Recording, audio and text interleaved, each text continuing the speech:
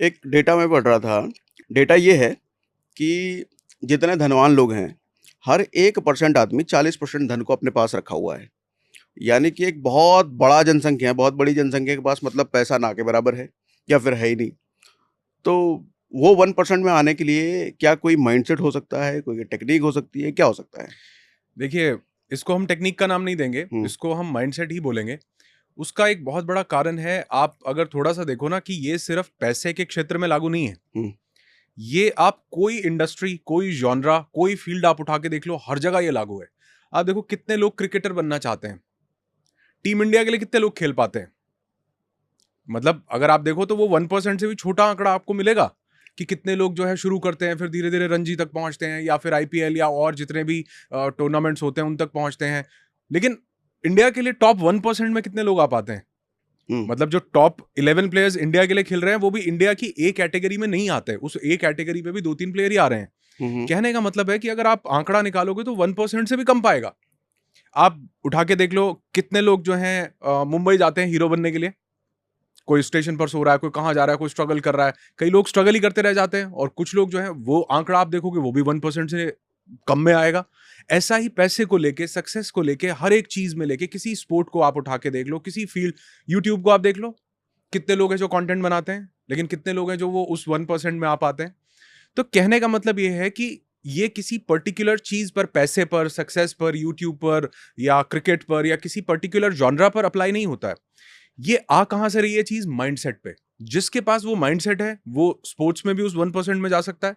जिसके पास वो skill set है, वो यूट्यूब में, बॉलीवुड में, कहीं पर भी उस 1% में आ पाता है। तो ये 2 चीज़ों का बहुत ब्यूटीफुल कॉम्बिनेशन है, एक है स्किल सेट और एक है माइंडसेट। लेकिन मुझे ऐसा लगता है कि इसमें माइंडसेट स्किल सेट से भी ज़्यादा इंपॉर्टेंट है। हुँ, हुँ। क्योंकि अगर माइंडसेट डेवलप हो जाए ना, तो स्किल सेट कभी भी डेवलप किया जा सकता है।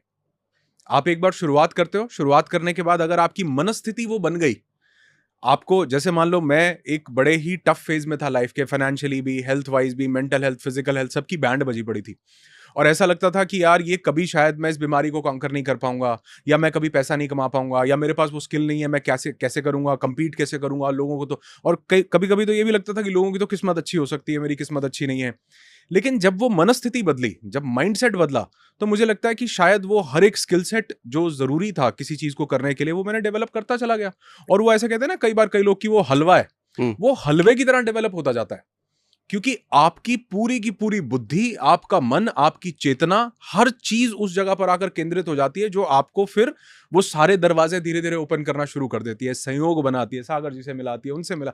क्यों? क्योंकि आपकी मनस्थिति बदल गई, आपने अपने माइंडसेट को बदल लिया। तो मुझे लगता है सारा का सारा गेम माइंडसेट का है, जो शायद लोगों को जानना बहुत जरूरी है। तो आप जो कह रहे हैं कि एक टाइम था ऐसा, हम्म। फिज़िकल, मेंटल सारा बैंड बजा हुआ था, वो हम्म। क्या टाइम था?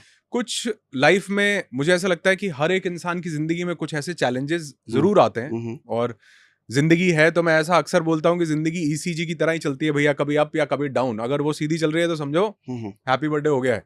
तो जिंदगी में तो उतार चढ़ाव आते रहेंगे, और ऐसा ही मेरी जिंदगी में भी आए। लेकिन वो उतार चढ़ाव कुछ ज्यादा ईसीजी बन रहा था, अप एंड डाउन हो रहा था, कुछ हुँ, फाइनेंशियल स्ट्रगल बहुत ज्यादा हो गया, कुछ ऐसे सर्कमस्टांसेस बने कि कहीं पर बहुत बड़ा लॉस हुआ, और उस लॉस के बाद मुझे ऐसा लग रहा था कि मैं जिंदगी में रिकवर नहीं कर पाऊंगा। हुँ, हुँ, डेट बहुत ज्यादा हो गया, और उसी के कारण जो वो स्ट्रेस कई बार होता है ना, वो स्ट्रेस हमें सिर्फ ये नहीं हो रहा कि मैं फाइनेंशियली स्ट्रगल कर रहा हूं।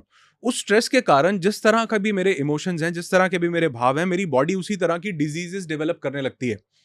क्योंकि जो स्ट्रेस है अपने आप में वो भी एक विकार है।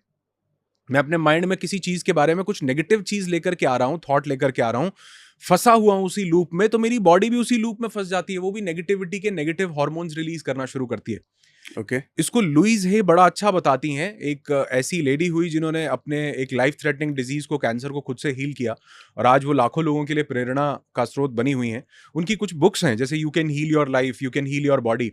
उसमें लुइस हे बताती हैं कि जिस तरह के भाव हमारे यहां पर होते हैं ना, उसी तरह का डिजीज या उसी तरह का डिसऑर्डर हमारा शरीर भी डेवलप करना शुरू कर देता है, because mind and body are interconnected.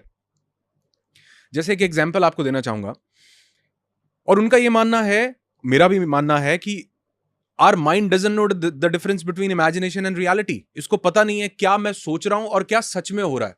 अगर मैं अपने दिमाग में सोच रहा हूं कि मैं सागर जी के पास साथ बैठा हूं और पॉडकास्ट कर रहा हूं, तो ये पॉडकास्ट रियल हो रहा है। और अगर मैं रियल बैठ के पॉडकास्ट कर रहा हूं तो भी ये रियल होता है, क्योंकि जब यहां चल रहा होता है तो दिमाग को नहीं पता कि रियल क्या है और इमेजिनरी क्या है।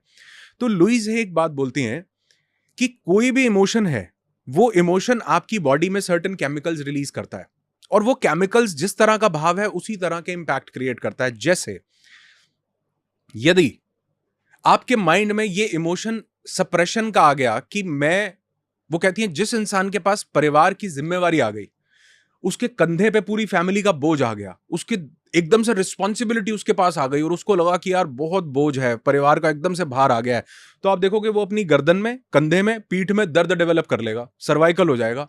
ऐसा होता है 100%। आप देखना कितने कमेंट्स हमारे पास आते हैं कि वाकई यार ऐसा है, लेकिन आज से पहले हमने रियलाइज नहीं किया। आज से पहले तो सिर्फ हम कह रहे हैं कि इसको क्योर कर लो, गोली खा लो, ये कर लो, लेकिन वो ठीक नहीं हो रहा, क्योंकि वो आउटसाइड इन नहीं मिला है, वो इनसाइड आउट फ्लो करने वाली चीज है, वो अंदर से मिली हुई चीज है, और हम उसको बाहर से क्योर करना चाह रहे हैं। हम उसको सप्रेस तो कर पाते हैं, रोक तो पाते हैं, लेकिन हम उसको ठीक तब कर पाते हैं जब हम उस इमोशन को जड़ से मिटाएंगे। आप देखोगे दिमाग पर जब वो बोझ ले रखा है, जब वहां से वो लिबरेट होगा, तो वो बोझ हटने से पीठ और गर्दन और कंधे का दर्द ठीक होने लगेगा।